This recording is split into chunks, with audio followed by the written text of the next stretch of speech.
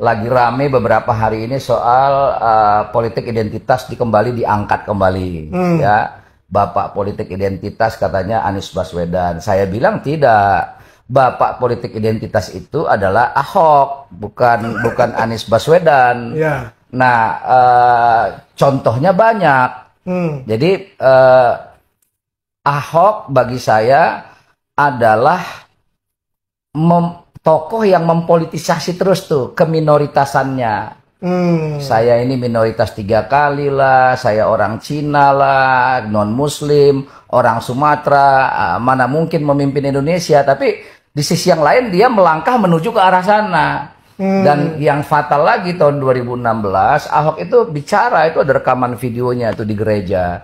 Dia membuat framing, menerjemahkan Pancasila, bahwa seolah-olah Pancasila ini fondasinya baru jadi, atap rumahnya baru jadi kalau dia jadi gubernur dan jadi presiden.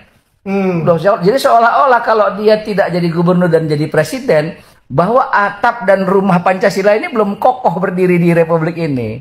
Jadi seolah-olah dia mau bilang bahwa penerapan kita berPancasila itu ukurannya kalau dia jadi penguasa, bro. Kalau milih dia, kalau tidak milih dia berarti kita nggak bener nih berpancasilanya. Berarti kita anti Pancasila. Ya, nah itu jadi stigmatisasi begitu itu kan murahan ya, rendah. Itu akal nggak sehat. Nah, padahal kalau kita mau lihat lagi misalnya bentuk politik identitas yang nyata ya, misalnya itu bagi saya Pilkada Sumut.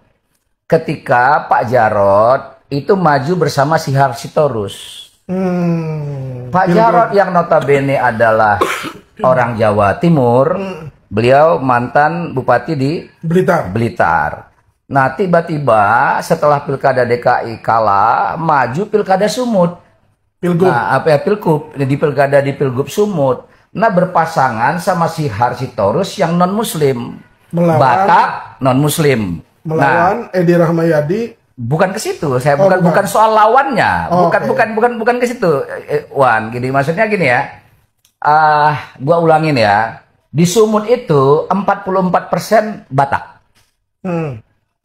32% Jawa. Kalau di jumlah dia 76%.